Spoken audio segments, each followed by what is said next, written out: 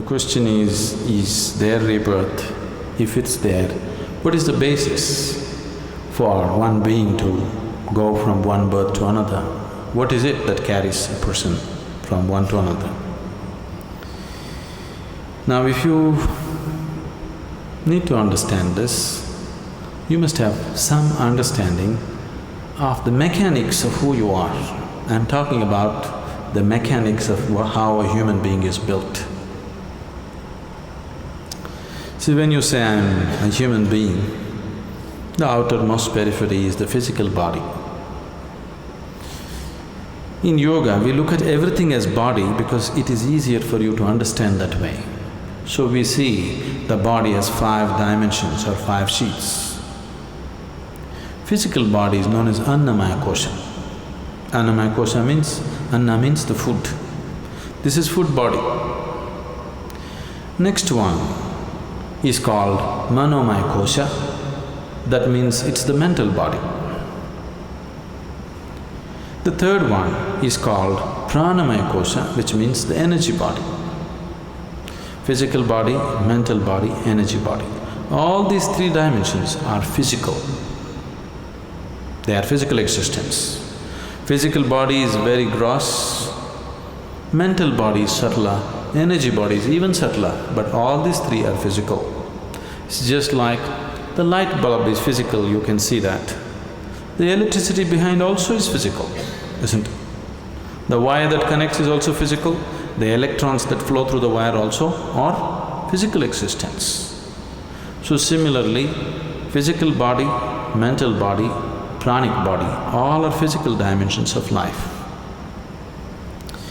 This physical dimension of life, both in all these 3 dimensions, carries the imprints of karma. On the body it is imprinted, on the mind it's imprinted, and on the energy it's imprinted. This karmic imprints or the karmic structure is what holds it together. Karma is the cement which holds you to the physical body. Karma is the bondage, at the same time it's only because of karmic stuff you can hold on to the body and be here. This is where spirituality seems to be difficult because if you try to take it away, it doesn't work. If you try to add, it doesn't work. You need to be just there. If you're just there, it's a moment. Now, the next 2 dimensions are called Vijnanamaya Kosha and Anandamaya Kosha. Vijnanamaya Kosha is non-physical but related to the physical. It is like a transient state. Anandamaya Kosha is completely non-physical. So, Vijnanamaya Kosha and Anandamaya Kosha means it's the bliss body. There is a bliss body inside which is 100% non-physical. It has no form of its own. Only if the energy body, the mental body and the physical body are in shape, it can hold the bliss body in shape. If these things are taken away, the bliss body will just become a part of the cosmos. So whatever you are referring to as Atman or the soul is a fiction actually. In the sense, people are describing a certain limitation of the non-physical as a soul. But the body for the soul is still your karma. If the karmic structure is completely dismantled, there is no soul, everything merges into everything else. What is referred to as Mahasamadhi or Mahaparinirvana is just this, that you slowly understand where the keys are and dismantle the karmic structure so that you become truly no more. When somebody dies, we say, this person is no more. That's not true. That person is no more the way you know them, but they still very much exist. Now if you dismantle the karmic structure 100%, now you merge with the existence. This is what is referred to as mukti, mahasamadhi. In Hindu tradition it is referred to as mukti. In yogic tradition it is referred to as mahasamadhi. In the Buddhist way it is called as mahaparinirvana. generally in English we are saying liberation. Liberation means becoming free from the very process of life and birth and death. Liberation means becoming free from the basic structures of body and mind. And for all this, the karmic structure is the strings which hold these things together. So when a person dies, obviously the physical body is something that you borrowed from the earth. This body is just earth, isn't it? You understand? This physical body is just a piece of earth which is right now prancing around like this. But you have to pay it back, atom to atom, no interest though. But you have to pay back every atom. You won't be allowed to carry a single atom from this planet. Nobody has managed it.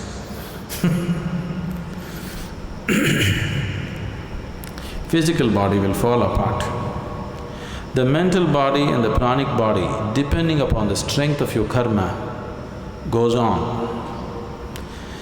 If the karmic structure is very intense, unfinished, then it has to finish it.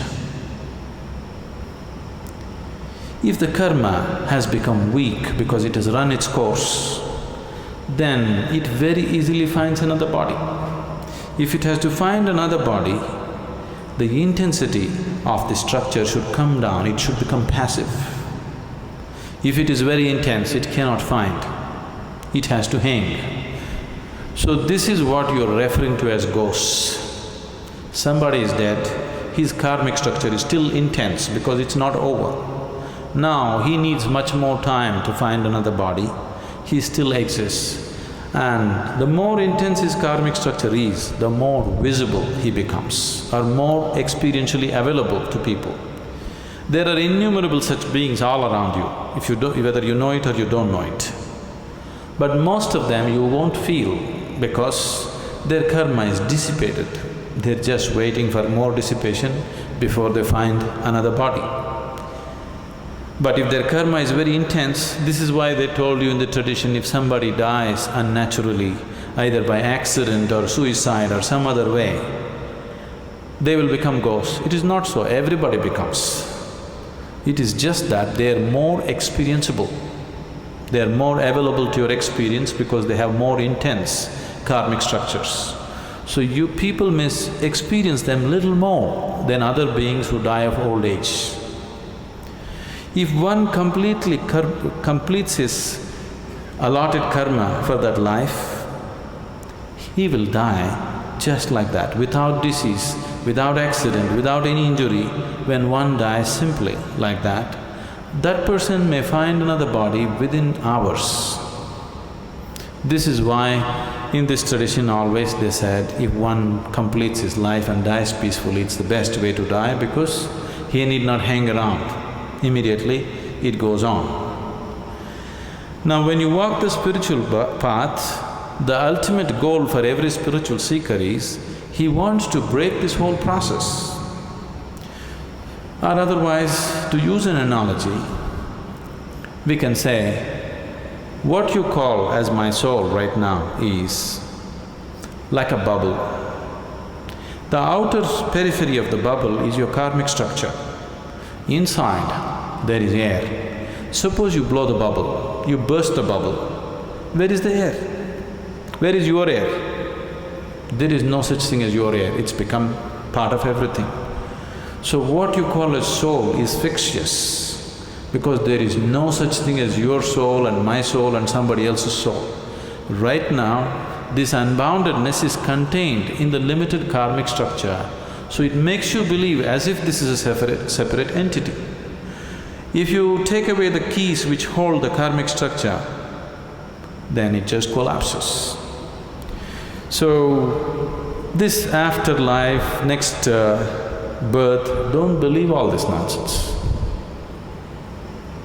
But right now if you sit here and just close your eyes, you can clearly see more than this body you are, isn't it?